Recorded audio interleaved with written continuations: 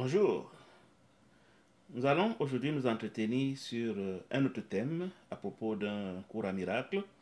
Après que nous avons étudié les trois univers, les trois temps, Dieu et l'ego qui était le premier enseignement, nous allons aujourd'hui voir les trois consciences fondamentales dans un cours en miracle. Nous nous souvenons de ce que nous avons dit que l'univers est composé essentiellement de trois grandes parties qui sont le ciel, le rêve et l'univers spatio-temporel. Donc aujourd'hui, nous allons apprendre que à chacun de ces univers appartient une conscience. En vérité, il y a autant de consciences qu'il y a de dimensions de l'univers, mais nous voulons encore simplifier la chose en nous limitant aux très grands ensembles en ce qui concerne la conscience.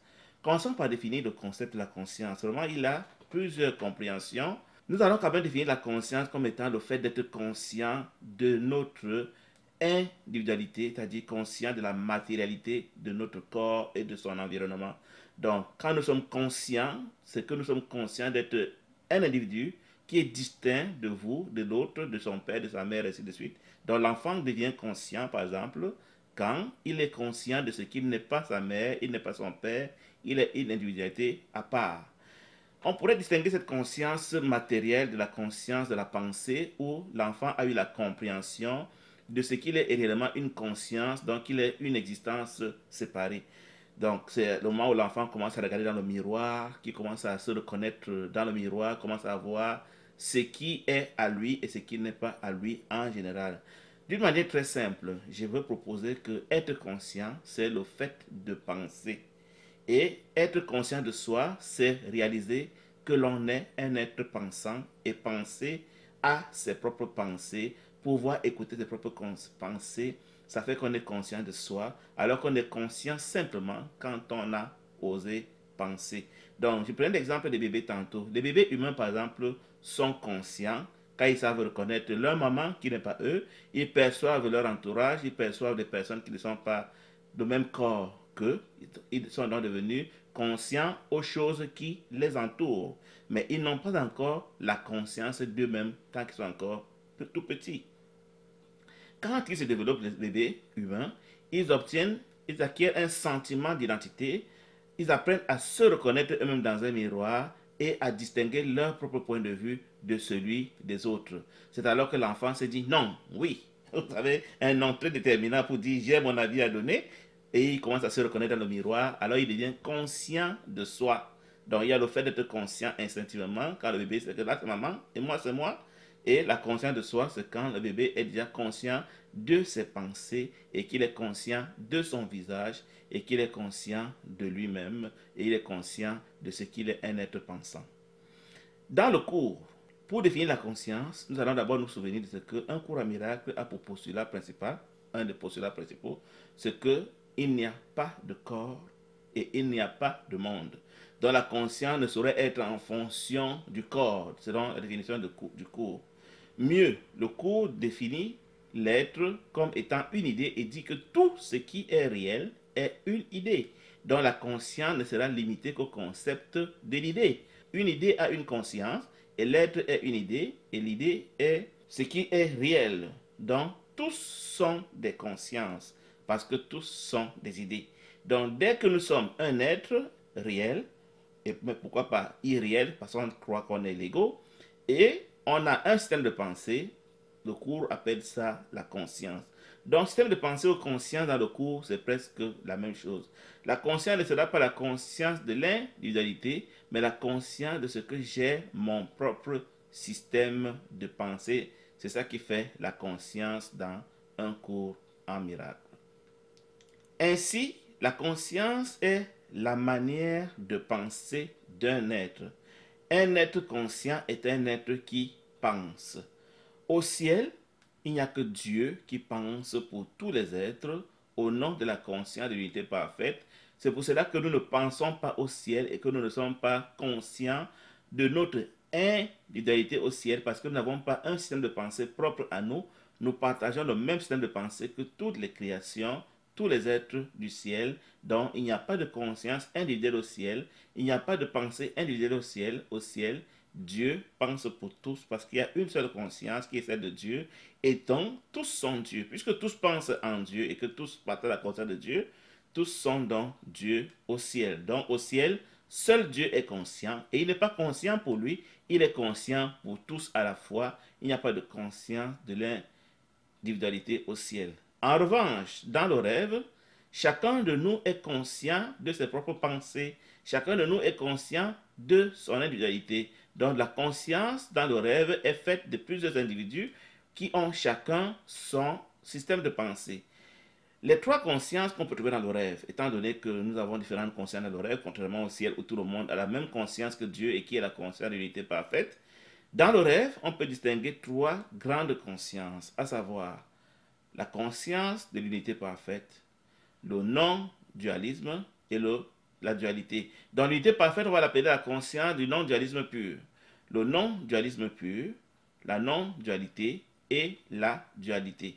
Donc, le non-dualisme pur, qui est la conscience qui régit les êtres qui croient à l'unité parfaite, la non-dualité sur laquelle je vais revenir et la dualité.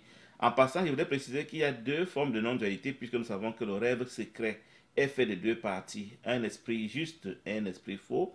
Donc, dans l'esprit faux, les êtres ont la conscience de la séparation, qui est une forme de conscience de la non-dualité, et je vais détailler cela par la suite. Et dans l'esprit juste, ils ont la conscience de l'entièreté.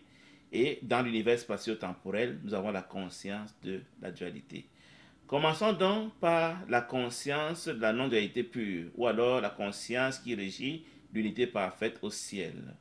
Premièrement, nous devons dire que tout est une idée.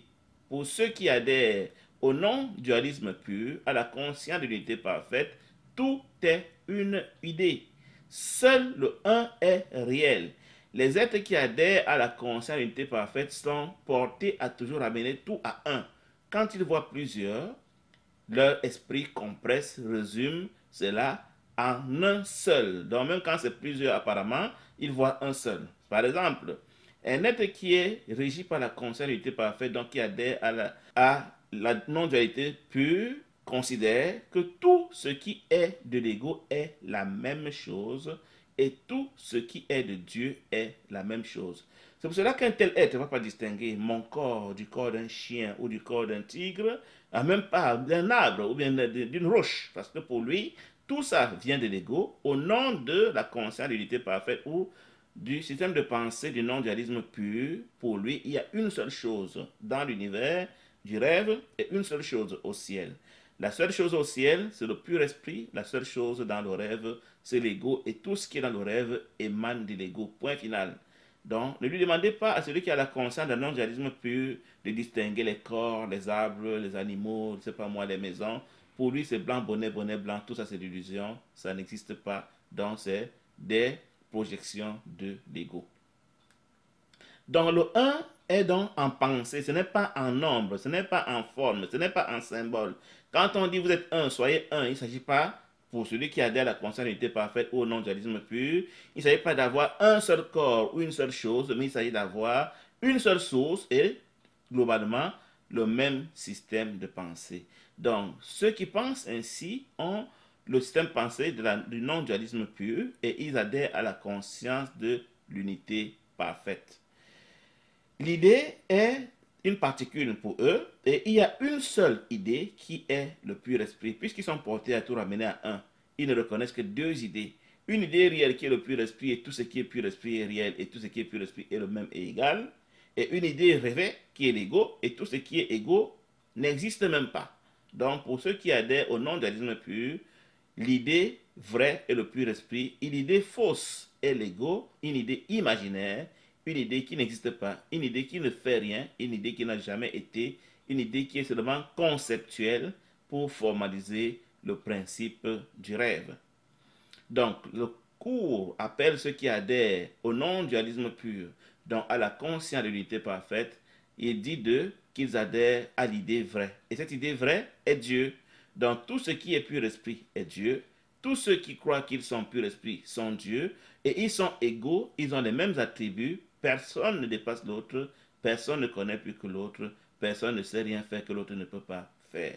C'est ça le non-dualisme pur C'est ça la conscience de l'unité parfaite. A contrario, dans le rêve, qui est régi par l'idée fausse, on dit, quand on adhère à la conscience de l'unité parfaite et qu'on est dans le non-dualisme pur, qu'il n'y a rien en dehors de Dieu. Donc, si le cours parle de l'ego et qu'il parle du non-dualisme et du dualisme, c'est vraiment comme des concepts pédagogiques juste pour enseigner des rêveurs qui croient qu'il y a autre chose que la conscience de l'unité parfaite, qu'il y a autre chose que le système de pensée du non-dualisme pur. Donc, pour eux, l'idée fausse n'existe même pas. Si on en parle, ce n'est que pour des besoins pédagogiques, c'est des besoins d'enseignement. L'idée vraie est parfaite. L'attribut de l'idée vraie, on en a déjà assez parlé, mais je vais quand même revenir dessus parce qu'il est tellement important que nous sachions distinguer le vrai du faux, le non-dualisme pur du non-dualisme et, à plus forte raison, du dualisme. Donc, le non-dualisme pur est fondé sur le pur esprit, donc sur la conscience de l'unité parfaite, et lui, il énonce que il n'y a que le pur esprit qui est réel, il n'y a que le pur esprit qui est vrai, et le pur esprit est Dieu, et le pur esprit est l'idée parfaite. Quels sont les attributs de la perfection? On va les parcourir encore rapidement. La perfection est unique. Pour être parfait, il ne faut pas qu'il y ait partage de ressources. Dès qu'il y a deux qui se partagent de ressources, aucun des deux n'est plus parfait. Donc, pour qu'il y ait perfection, il faut que tout soit le même et que tout soit le maximum et que tout soit Dieu et qu'il n'y ait pas de concurrent, de compétition possible. Donc, dans le système de pensée de l'unité parfaite, dans la conscience du non-dualisme pur, il y a un seul, ce seul est Dieu et tous sont Dieu.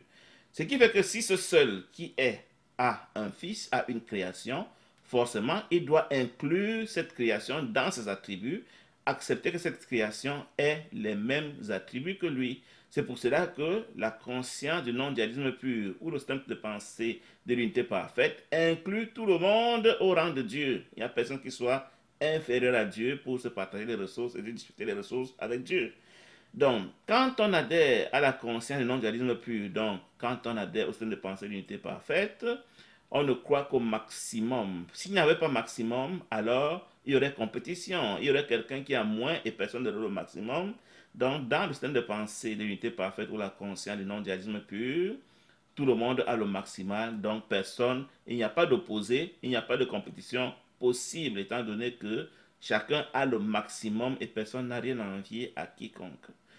Dans la conscience de l'unité parfaite ou le système de pensée du non-dualisme pur, tout est illimité, puisqu'il y a un seul, et le seul est illimité, donc il est indivisible, il remplit tout. Il n'y a pas d'espace où il n'est pas, donc il est entier et il est complet. Il est inaltérable et il ne peut pas être détruit, il est éternel. Ça, ce sont des attributs du pur esprit. Ce sont des attributs de la conscience de l'unité parfaite. Ce sont des attributs du non-dualisme pur.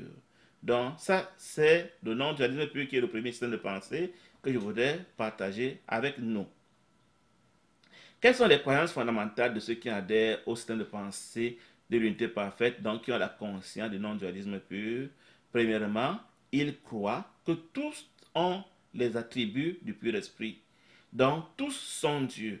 Si vous entendez quelqu'un vous dire, vous avez l'ego, j'ai vu l'ego, j'entends l'ego, je lutte contre l'ego, cette personne est en train de manifester clairement qu'elle n'adhère pas au non-dualisme pur parce qu'elle croit qu'il y a autre chose que Dieu. Celui qui adhère au non-dualisme pur considère que tout le monde est Dieu et qu'il n'y a rien qui ne soit pas Dieu si ce n'est quelque chose qui n'est pas réel. Donc si une personne vous dit que vous n'êtes pas Dieu, elle est en train de dire que vous n'êtes pas réel, vous êtes une illusion, bref, que vous n'existez pas, parce qu'il n'y a que Dieu qui est réel, mais il faut adhérer à la conscience de l'unité parfaite, donc au système de pensée du non-dualisme pur pour pouvoir penser ainsi. Vous allez remarquer avec moi que la plupart d'entre nous, nous ne croyons pas au non-dualisme pur parce que nous sommes en train de célébrer notre ego qui aurait fait, qui n'aurait pas fait. On sommes en train d'avoir l'ego sur les frères, sur les sœurs qu'il faut délivrer, qu'il faut désenvoûter. C'est signe que nous ne croyons pas au non-dualisme pur. Nous ne pensons pas encore comme le Saint-Esprit, nous ne pensons pas encore comme Dieu, nous ne pensons pas encore comme des êtres réels au ciel, nous pensons comme des rêveurs. Donc, il n'est pas question que quelqu'un qui comprend un cours à miracle et qui adhère à la conscience de l'unité parfaite dans le système de pensée du non-dualisme pur prétende qu'il a des personnes qu'il veut aider à se délivrer d'un ego qui n'existe nulle part ailleurs que dans son propre esprit. Donc, pour celui qui adhère à la conscience de Dieu, donc qui pense comme le Saint-Esprit, tous sont Dieu, tous sont au ciel et tous sont égaux. Tous sont non coupables, seuls les illuminés dans ce monde adhèrent à cette conscience. Quiconque n'est pas encore illuminé au sens d'un cours à miracle n'adhère pas au non-dualisme pur, n'adhère pas à la conscience de l'unité parfaite. Le second système de pensée que je voudrais aborder, c'est la non-dualité, la fameuse non-dualité que nous trouvons partout sur YouTube et dans nos publications. Et nous prétendons que nous adhérons à la non-dualité sans savoir de quoi nous parlons. Nous allons voir que pour notre non-dualité est tout simplement la dualité pour un être qui adhère à la conscience de l'unité parfaite, pour un être qui adhère au non-dualisme pur. La non-dualité telle que nous l'enseignons dans notre système est une dualité qui ne dit pas son nom. Je vais d'abord préciser que la non-dualité peut se faire avec le Saint-Esprit ou avec l'ego, distinguer ainsi deux types de non-dualité. Une non-dualité par le Saint-Esprit et une non-dualité par l'ego.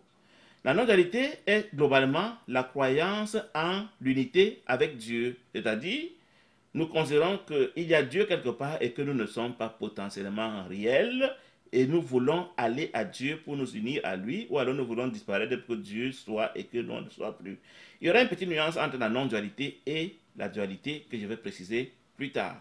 Dans l'esprit juste et dans l'esprit faux, on aura la non-dualité avec le Saint-Esprit dans l'esprit juste et on aura la non-dualité avec l'ego dans l'esprit faux. La différence sera vue. En passant, le plafond de la non-dualité dans l'esprit faux s'appelle l'expérience du tout. Donc, quand on a plafonné en termes d'expérience mystique, parce qu'on adhère à la non-dualité dans l'esprit faux, on espère, on rêve de faire l'expérience du tout, et quand on l'a faite, on se proclame illuminé, enseignant de spiritualité, et on ouvre des grands rassemblements dans lesquels on rassemble des personnes à qui on raconte que faire l'expérience du tout, c'est atteindre le paroxysme de l'évolution spirituelle. En attendant quoi, on ne sait pas. Dans l'esprit juste, le paroxysme de l'évolution, tant qu'on est encore dans ce monde, spirituellement parlant, ce sera la révélation. Mais celui qui fait la spiritualité du non-dualisme dans l'esprit juste est en voie d'être illuminé pour ne plus jamais revenir dans un rêve. Donc, la conscience de l'unité parfaite au ciel, dans l'esprit juste au niveau du non-dualisme, devient la conscience de l'entièreté. Et dans l'esprit faux, elle devient la conscience de la séparation. Pourquoi? Parce que celui qui veut atteindre l'expérience du tout ne se préoccupe pas de l'atteindre avec tous ses frères, alors que celui qui veut atteindre l'illumination en vue de faire la révélation et de retourner au ciel, dans l'esprit juste, lui, il se préoccupe de ce que tous ses frères soient illuminés avec lui. Il n'y a pas un frère qu'il peut laisser non illuminé pour que lui, il soit illuminé. C'est en cela que le non-dualisme avec le Saint-Esprit est régi par la conscience de l'entièreté, alors que le non-dualisme par l'ego est régi par la conscience de la séparation, parce que l'aspirant à l'expérience du tout ne se préoccupe pas de ce que ses frères soient en même temps dans la même expérience, contrairement à l'aspirant au salut dans le Saint-Esprit, qui ne peut pas être sauvé sans tous ses frères. On expliquera ça en temps opportun. Donc le non-dualisme est en fait de la dualité vue de l'unité parfaite, puisque le non-dualiste, l'esprit qui dit être non-dualiste, pense qu'il a un cheminement à faire pour retrouver une condition qui n'est pas encore la sienne, contrairement au non-dualisme pur qui énonce qu'en dehors de Dieu, il n'y a rien et tout ce qui semble ne pas être Dieu est une illusion d'optique de la conscience. Donc, le non-dualisme tel que nous l'enseignons est en fait du dualisme qui ne dit pas son nom. Donc, le non-dualisme avec l'ego va penser que je suis une conscience qui voudrait devenir Dieu, disparaître en Dieu, fusionner avec Dieu, peu importe, alors que le non-dualisme avec le Saint-Esprit, on va détailler en quoi il est aussi du dualisme déguisé.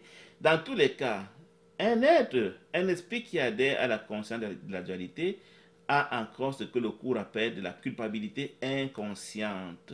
C'est-à-dire qu'il croit qu'il a réellement quitté le ciel et inconsciemment, même s'il ne se l'avoue pas, il a encore peur de la punition de Dieu. Allons voir les deux types de non-dualisme en détail. Le non-dualisme juste d'abord, dans le non-dualisme dans l'esprit juste, à quoi il correspond. Globalement, nous allons dire que c'est la croyance en l'unité d'une divinité. Donc, quand on est non-dualiste dans le Saint-Esprit, on croit qu'il y a un Dieu qui est réel. Ça, c'est vrai. Donc, il y a Dieu qui est réel. Seulement, ce Dieu peut être Dieu ou le Saint-Esprit. Tout ça, c'est encore correct, c'est encore bien pensé. Et l'idée est Dieu. Encore, quand on a reçu l'enseignement, on comprend que l'idée est Dieu. Mais il faut vous dire que la plupart des étudiants d'un cours à miracle n'ont pas encore saisi la pensée de ce que l'idée est l'esprit et l'idée est Dieu et que tout est une idée. Donc c'est un passage, une information tellement importante dans le cours, mais que nous abordons ou que nous ne voulons pas comprendre.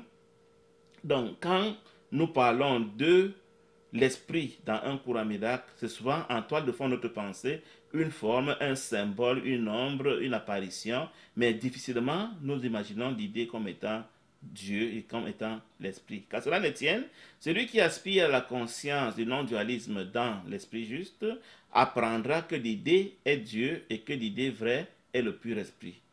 Pendant que l'idée fausse est une illusion, c'est-à-dire que théoriquement, selon le Saint-Esprit, elle n'existe pas. Mais quand on est dans la dimension du non-dualisme dans l'esprit juste, on préfère dire qu'elle est une illusion parce qu'elle semble être là, mais on n'y croit pas qu'elle est réelle. On sait qu'elle n'est pas réelle.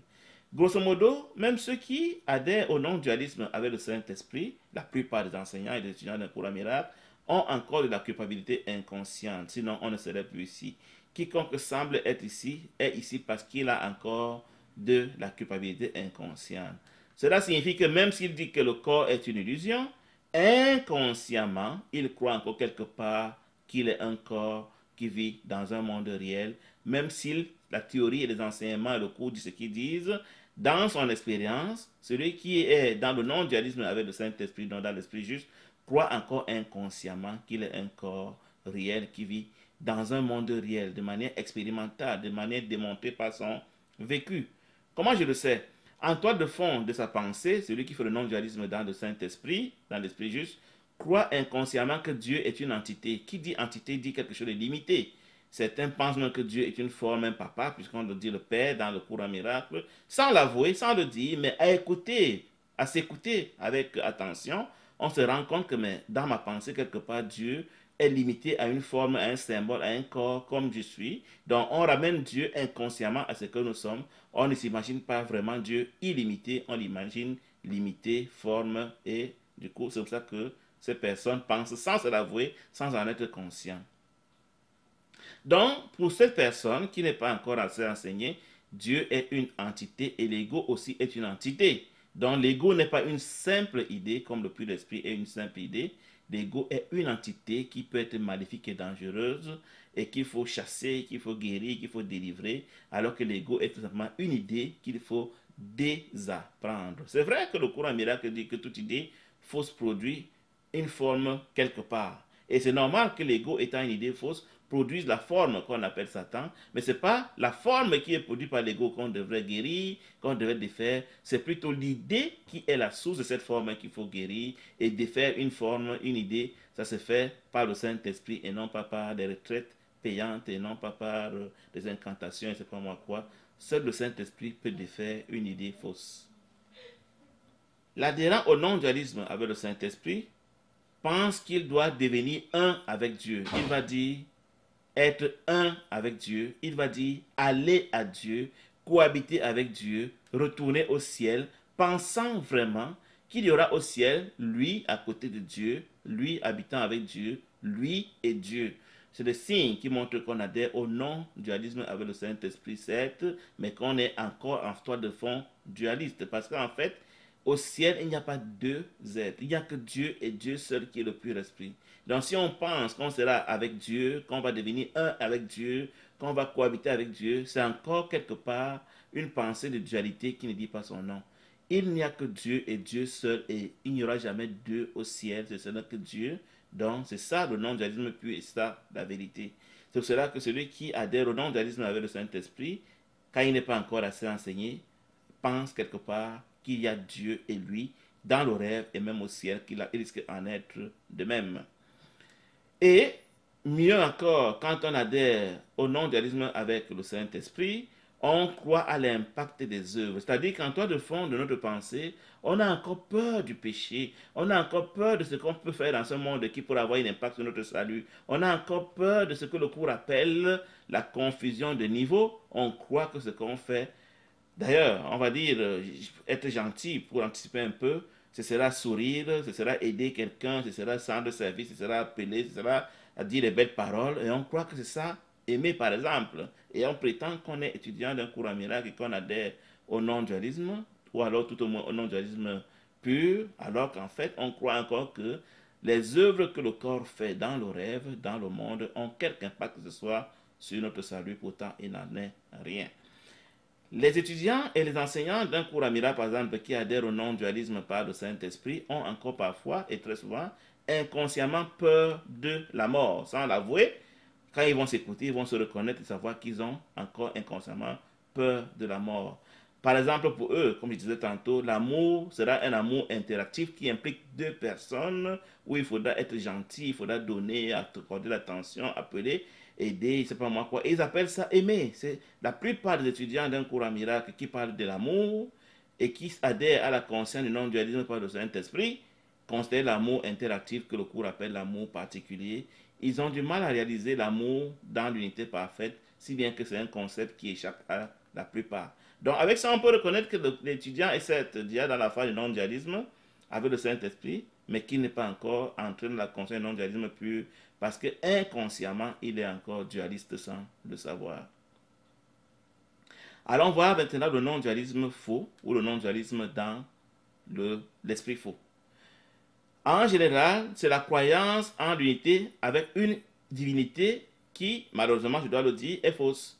Donc, le Dieu de celui qui adhère à la spiritualité du monde, qui adhère au non-dualisme avec l'ego, qui adhère à la conscience de la séparation, est très souvent un égrégore qui pourra être appelé la conscience, l'énergie, Brahman et que sais-je encore. Ce sera souvent une forme, un égrégore qui est dit par son nom, et avec laquelle on veut fusionner ou alors devant laquelle on veut disparaître.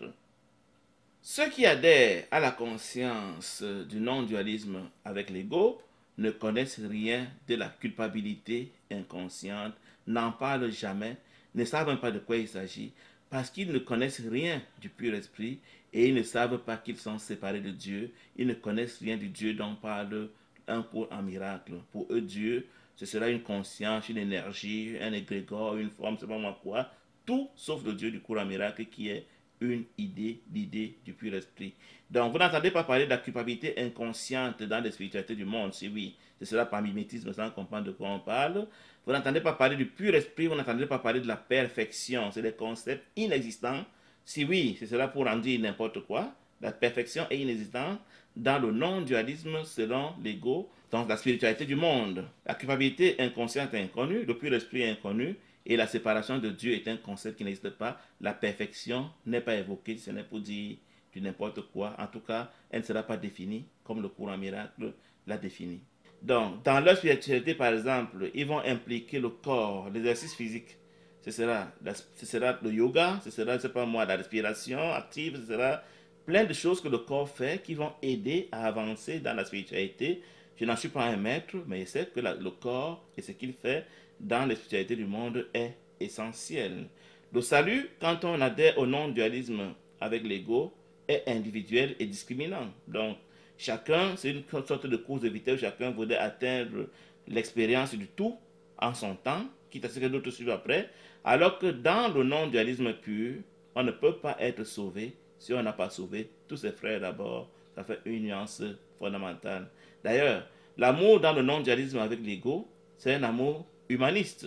On aime quand on a donné, quand on était généreux, quand on a partagé, quand on a fait des choses pour l'humanité, on a voulu sauver les hommes de la terre et que sais-je encore. C'est ça l'amour vu par l'adhérent au non-dualisme avec l'ego.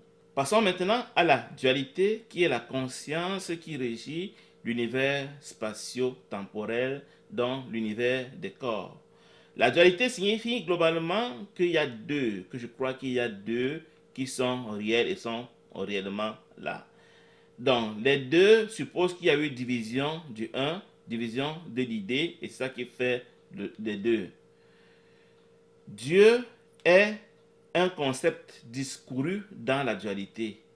Quand on demande à quelqu'un qui adhère à la concept de dualité, c'est quoi Dieu, il ne peut pas vous le dire. Chacun a sa petite vague idée secrète dans sa pensée, mais les adhérents de la dualité n'oseront pas vous définir Dieu. Je rappelle que Dieu, dans la concept d'unité parfaite, ou alors la concept du non-dualisme pur, c'est l'idée du pur esprit, et que Dieu, dans le non-dualisme avec l'ego, ce sera l'énergie, ce sera la conscience, ce sera Brahman, ce sera je sais pas moi quoi. Mais dans la dualité, Dieu est un concept que nul n'ose définir parce qu'on n'a pas une idée claire de quoi on parle. Donc Dieu n'est qu'un discours. Et l'univers et la matière, selon celui qui adhère à la dualité, sont réels. Donc pendant que pour la conscience d'unité parfaite ou alors le non-dualisme pur, il n'y a même pas de monde, il n'y a pas d'univers, il n'y a pas de matière, et que pour celui qui adhère au non-dualisme avec l'ego, la matière est une illusion, l'univers est une illusion, quand bien même il se comporte envers ces choses comme si elles étaient réelles. Pour celui qui adhère à la conscience de la dualité, l'univers, la matière, les corps sont réels. Il oppose donc la réalité de Dieu à la réalité des humains qu'on appelle l'univers, la matière et les corps. Il oppose Dieu très facilement à Satan. Pour lui, Dieu et Satan sont réels. Donc Satan est une sorte d'adversaire de Dieu, de concurrent de Dieu qui voudrait arracher à Dieu ses enfants. Donc Dieu n'est pas assez puissant dans la dualité au point de considérer qu'il est un opposant qui, semble-t-il, prend même la majorité de ses enfants sous sa barbe et son nez. Donc celui qui adhère à la conscience de la dualité croit que Dieu et le corps dont sont réels. Et il va travailler à retourner à Dieu pour que Dieu l'accepte chez lui. Il va distinguer le ciel et le monde. Le ciel est réel et le monde est réel. Et quand il n'est pas croyant, il va distinguer le sujet et l'objet dans une entreprise. Parce que même la physique quantique enseigne que nous sommes tous la même énergie et qu'il n'y a pas de sujet et d'objet séparés dans l'univers. Mais ceux qui adhèrent à la dualité sont convaincus qu'il y a un sujet qui agit sur un objet parce que le sujet est séparé de l'objet dans la conscience de la dualité. Allons maintenant voir l'impact de cette conscience par rapport à notre discours, à notre compréhension. J'ai dit ce passage parce que je voudrais préciser que les concepts ont des définitions très relatives. Quand nous entendons un homme utiliser un mot, un enseignant utiliser un mot, quand nous voulons savoir de quoi il parle, commençons par lui demander quelle définition il donne au concept. Je donne par exemple le concept de l'homme. Qu'est-ce que c'est que l'homme? Dans la conscience d'unité parfaite ou le non-dualisme pur, l'homme n'existe pas. Par exemple, dans le non-dualisme avec l'ego, l'homme est une illusion, alors que dans la dualité, l'homme est réel. Donc, si j'entends quelqu'un qui enseigne et qui fait mention de l'homme, et je ne sais pas quel contenu il met dans le mot homme, je pourrais mal de comprendre et conclure qu'il se trompe ou bien qu'il ne connaît pas de quoi il parle. Donc, il est très important, encore que cette définition va me révéler quel est son niveau de conscience, jusqu'où il comprend de quoi il parle. Par exemple, parlant de la création au ciel veut dire que je confirme qu'il n'y a qu'un seul, alors que la création dans le rêve sera un ensemble de théories variables qu'on ne peut même pas savoir si elles sont aussi formalisées que ça. Et dans le monde, nous créons, quand nous disons que la création dans la Bible, c'est un mythe déjà, le mythe du Jardin d'Éden, mais aussi quand nous procréons, disons que nous créons. Donc le mot création est à préciser quand on entend un enseignant en parler. Le terme le plus galvaudé dans nos enseignements de spiritualité, c'est le mot amour. L'amour, chacun y met ce qu'il veut, alors que l'amour dans la conscience d'unité parfaite, c'est le fait de reconnaître que l'autre est exactement moi, alors que l'amour dans la conscience de la dualité, ou de non-dualisme avec l'ego, ou les spiritualités du monde, on va appeler l'amour l'humanisme, comme je l'ai dit tantôt, et dans le monde encore plus grave, dans la dualité, l'amour sera toujours l'amour particulier, l'amour de l'interaction. Je vous laisse à vos devoirs pour comprendre, apprendre à définir Dieu selon les différentes consciences, le système de pensée. Comment définir l'ego? Vous allez vous remarquer que l'ego a une définition différente selon le système de pensée qui conduit l'orateur, le salut, la paix et que sais-je encore. La plupart des mots en spiritualité ont trois sens. Gardons-nous donc d'utiliser un mot sans préciser le sens dans lequel nous l'utilisons, au risque de nous laisser interpréter faussement, au risque de transmettre un message qui n'est pas assez clair. Et nous qui nous portons en juge de ceux qui enseignent, faisons attention de comprendre de quoi ils parlent pour nous assurer que nous sommes bien fondés de dire que ce qu'ils disent n'est pas correct ou alors cela est correct. Sur ce, je vous remercie pour votre attention et au plaisir à la prochaine vidéo. Bonne soirée. Bye bye.